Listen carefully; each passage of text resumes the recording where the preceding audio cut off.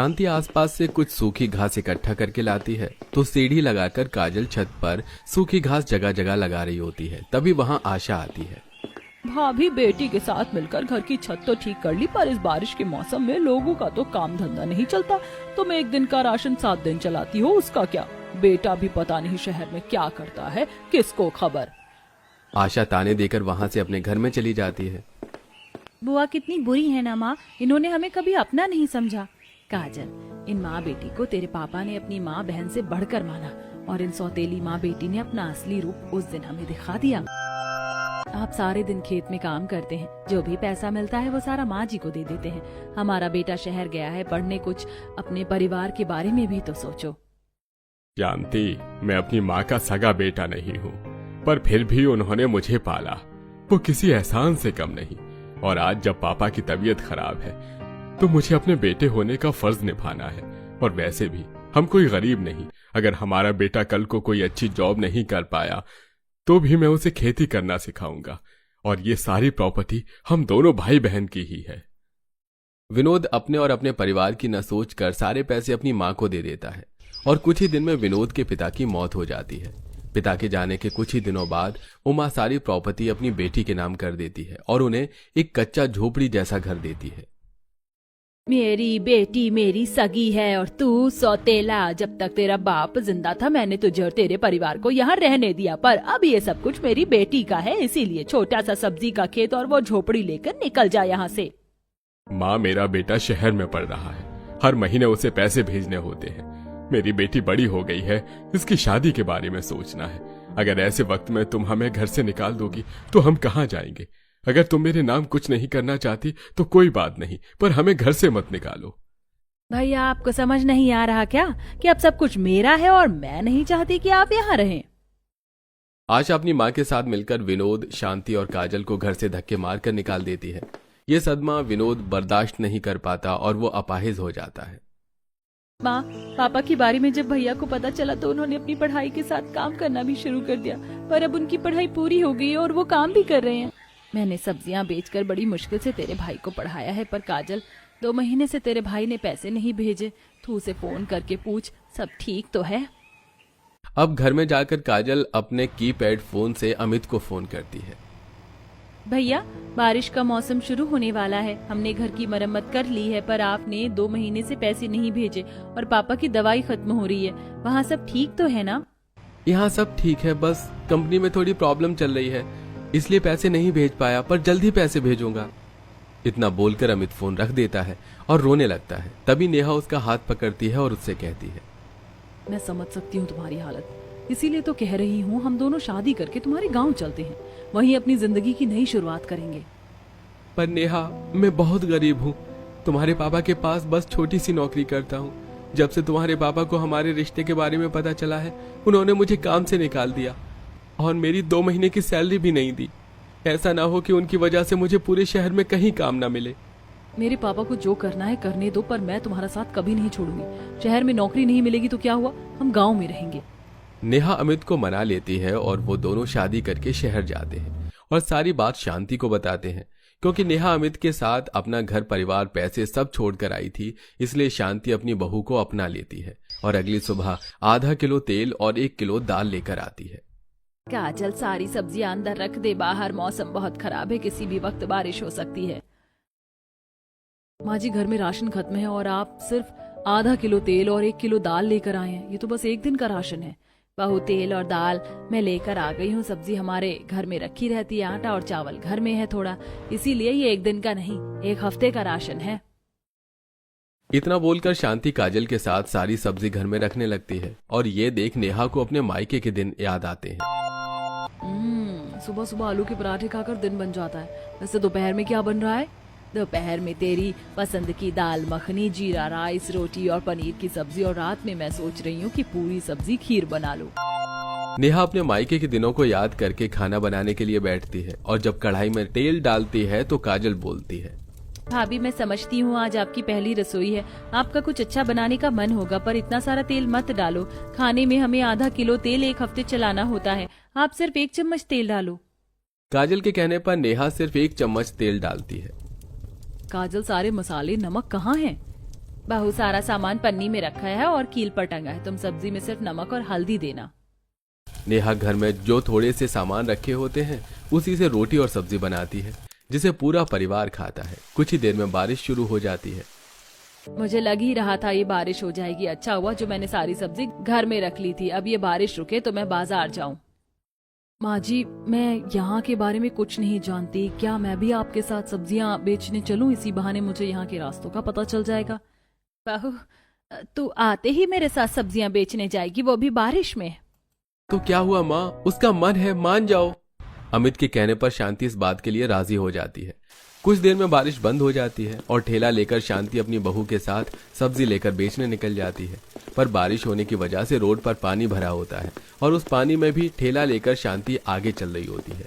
तो ये सब देखकर एक बार फिर नेहा को अपने मायके के दिन याद आते हैं। ड्राइवर, गाड़ी रोको, मुझे भुट्टे खाने हैं। बारिश में भुट्टे खाने का मजा ही कुछ और है। नेहा भुट्टा खाने के लिए गाड़ी से उतरती है। तेज बारिश होने की वजह से ड्राइवर छाता खोलकर उसके साथ चलता है और वो छाते के नीचे खड़ी होकर भुट्टा खाती है। नेहा ये सब कुछ सोच ही रही होती है कि तभी वो देखती है कि उसकी सास का ठेला एक गड्ढे में फंस गया है और चारों तरफ कीचड़ है। अकेली शांति ठेला खींच नहीं पा रही होती है। अब वो इसमें अपनी सास की मदद करती है। माँ जी, मैं आपकी मदद करती हूँ। बहू, तो इतने बड़े घर की लड़की है, सब छोड़कर हमारे घर आई और इस बारिश में गरीबों के साथ इतने बुरे हालात देख रही है। इतना बोलकर शांति इमोशनल हो जाती है, पर नेहा अपनी सास का पूरा साथ देती है और दोनों सास बहू ठेले को धक्का मारकर गड्ढे से बाहर निकलते हैं। इसी तरह कुछ दिन बीत जाते हैं और अमित नौकरी की तलाश में इधर उधर जाता है, तो वहीं नेहा भी पूरे दिन नौकरी की तलाश करती है और शाम को अपनी सास के साथ सब्जी बेचने के लिए जाती है। ऐसे ही एक शाम, इस बारिश को भी अभी होना था जब मुझे सब्जी बेचने के लिए बाजार जाना था। माँ, मैंने आज 2 मुट्ठी दाल बनाई है और चावल, पर मैंने आज तुझे खिचड़ी बनाने को कहा था। हम सब भी वही खा लेते। अब एक काम कर, दाल चावल को मिलाकर थोड़ा और पका ले अपने पापा के लिए। क्या हुआ भाभी, 1 हफ्ते का राशन खत्म होने वाला है। चलो मुझे तुम सब्जी दे दो तो पैसे कमा लोगी इस बारिश में। इस बारिश में भले ही मेरी 1 रुपए की कमाई ना हो, पर मैं तुम्हें सब्जी नहीं देने वाली। और तो देखो, बेरोजगार बेटा घर में बीवी लाकर बैठा है और तुम मुझे आंखें दिखा रही हो। अपने बहू बेटे पर ज्यादा मत इतराओ, क्योंकि वो तुम्हारे ही ऊपर बोझ बनकर बैठे। सारी जिंदगी तुम्हें ही खिलाना पड़ेगा। आशा सब्जी लेने के बहाने उस बारिश में शांति को ताने देकर चली जाती है। ये बात अमित और नेहा को काफी बुरी लगती है और नेहा एक बार फिर अपने घर के राशन को देखती है। घर में राशन के नाम पर थोड़ा सा चावल, आटा और पन्नी में थोड़ी सी हल्दी नमक रखी थी। दूसरी तरफ कुछ सब्जियां खराब हो चुकी थी, जिसे बनाने के लिए शांति ने एक तरफ रखा था। यह सब देख नेहा को बहुत बुरा लगता है और वो अमित के साथ बारिश में ही नौकरी की तलाश में निकल जाती है। बहुत जल्द अमित और नेहा की नौकरी लग जाती है और ऐसे एक रात जब पूरा परिवार पानी वाली खिचड़ी खा रहा होता है तो, माँ, मेरी जॉब लग गई है। अब हमें एक दिन के राशन को 1 हफ्ते नहीं चलाना होगा। माँ जी, बस अब 1 महीने और मुश्किलों का सामना करना है, फिर सब ठीक होगा और पापा जी का अच्छे से इलाज होगा। अमित और नेहा शांति को और परेशान नहीं करना चाहते थे, इसलिए वो शांति से 1 रुपया नहीं लेते और सुबह जल्दी उठकर बारिश में ही पैदल चलते हुए ऑफिस जाते हैं और शाम को आते हुए कभी दुकान के नीचे तो कभी घरों के बाहर खड़े होकर रुकते हुए पैदल बारिश में घर आते हैं।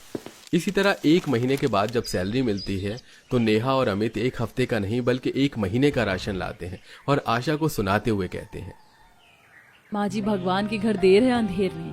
आपका हक हिस्सा कोई कितनी ही चालाकी से क्यों ना हड़प ले, पर जिन्हें राजा बनना होता है वो बन ही जाता है।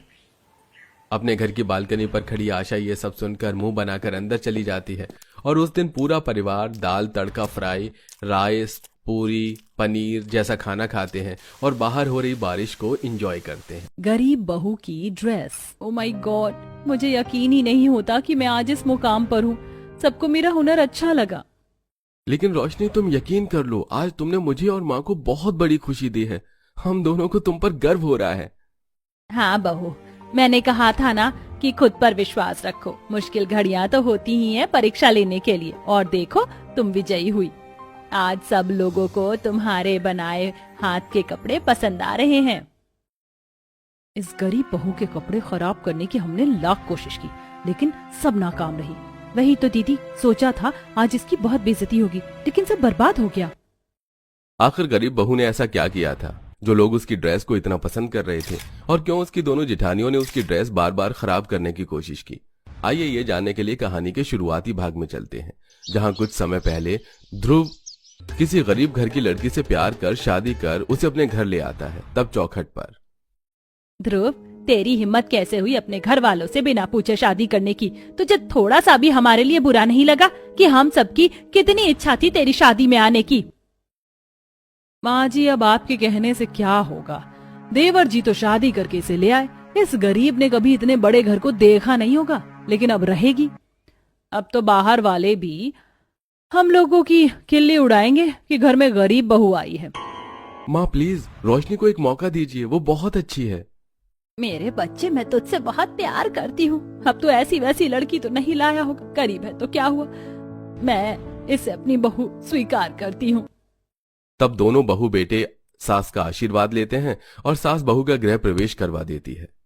ये क्या दीदी, माँ जी तो इससे जरा भी नाराज नहीं हुई, उल्टा इसको अपना लिया। इस बात से तो मैं भी हैरान हूँ प्राजक्ता, लेकिन अब क्या कर सकते हैं। ऐसे ही दिन गुजरते हैं। रोशनी अपने ससुराल की सारी जिम्मेदारी अच्छे से संभाल लेती है और अपनी सिलाई के शौक को जारी रखते हुए वो घर में सिलाई भी करती है। एक दिन अवंतिका कहती है, अच्छा, तुम तीनों को मुझे ये कहना था कि कल हमारे पड़ोसन सविता के बेटे का रिसेप्शन है, तो कल पार्टी में जाने के लिए तैयार हो जाना। अच्छे कपड़े पहनना और खासकर रोशनी बहू तुम, क्योंकि तुम्हें किसी ने देखा नहीं है। जी माँ जी, आप चिंता मत कीजिए, मैं तैयार हो जाऊंगी। कल तो हमें पार्टी में जाना है और मेरे पास कोई ड्रेस नहीं है। मुझे डिजाइनर ड्रेस खरीदने के लिए स्टूडियो जाना पड़ेगा। प्राजक्ता, तू चलेगी क्या? हाँ दीदी, आखिर मुझे भी तो डिजाइनर साड़ी खरीदनी है। माँ जी, हम आते हैं।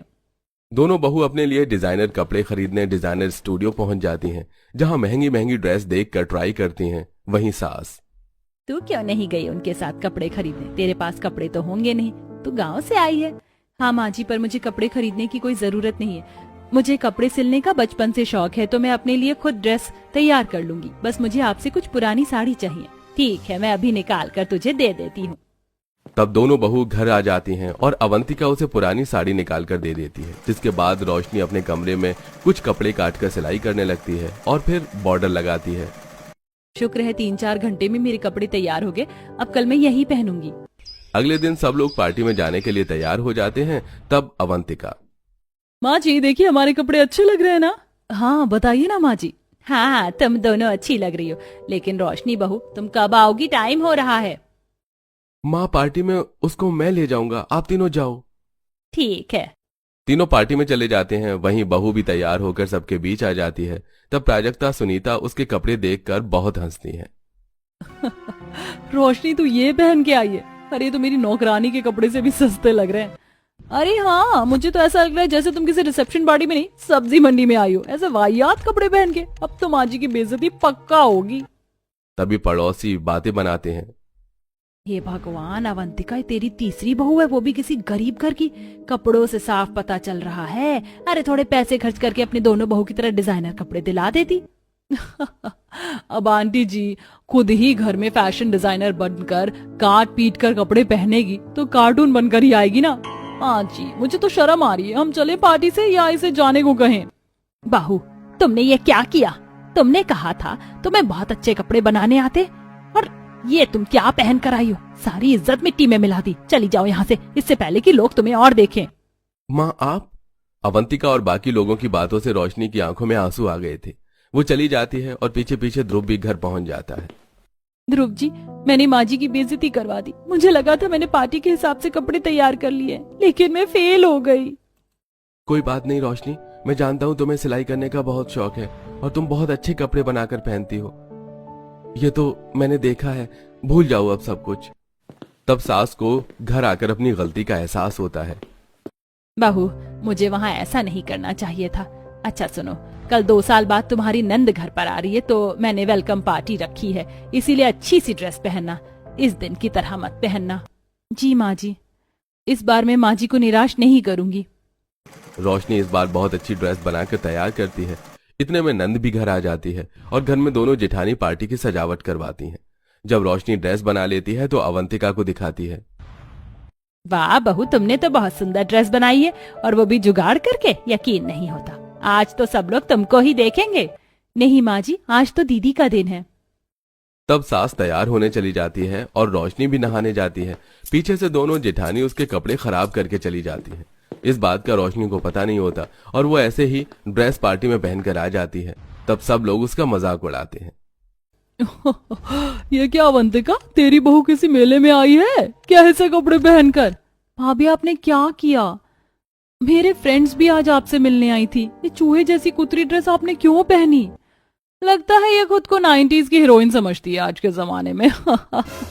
ये मेरी ड्रेस कब खराब हुई? सब लोग मुझे ही देख रहे हैं। बहू ये तो चिंता मत कर। पर माँ जी दोबारा बेइज्जती तो हो गई ना आपकी। मैं जा रही हूँ अपने कमरे में। इस बेइज्जती के बाद रोशनी बिखर जाती है। अवंतिका अपनी दोनों बहू के साथ किसी और पार्टी में जाती, तब दोनों जेठानी उसके कपड़े को फिर से खराब कर देती थी, जिससे रोशनी का खुद की सिलाई पर से विश्वास उठ जाता है। एक दिन सास, बहू तो खुद पर से अपना विश्वास खत्म मत कर। मुझे पता है तू बहुत अच्छी सिलाई करती है। कल मेरी सहेली के एनजीओ का उद्घाटन है। अपने लिए एक अच्छी सी ड्रेस तैयार कर ताकि सब लोग तुझे देखते ही रह जाएं। नहीं माँ जी, अब मुझ में आपको फिर से बेइज्जत करवाने की हिम्मत नहीं है और न ही सिलाई मशीन चलाने की। मुझे कुछ नहीं आता, लेकिन मुझे तुझ पर पूरा भरोसा है और कल तुझे खुद पर विश्वास करके ड्रेस बनाकर पहन के आना ही होगा। मैं तेरा वहाँ इंतजार करूंगी। तब सास की बात सुनकर रोशनी, रात के 10 बज रहे होते हैं, वो सोने की कोशिश करती है पर उसे नींद नहीं आती। क्यों माँ जी की बातें बार बार सता रही है? उनकी इज्जत का सवाल है। अगर कल मैं एनजीओ में नहीं गई तो मुझे ड्रेस तैयार करनी ही होगी। रोशनी अलमारी से पुरानी साड़ी और सजाने वाला सामान निकालकर सुंदर सी ड्रेस बनाने लगती है और रात भर उसे तैयार करती है और फिर अपने पर्स और जूते पर भी ऐसे स्टोन लगाती है जिससे कि वो भी चमचमाने लगते हैं। और अगले दिन दोनों बहू उसकी बनाई मेहनत को देखकर फिर से खराब कर देते हैं। अब देखते हैं कैसे पार्टी में पहुंचती है।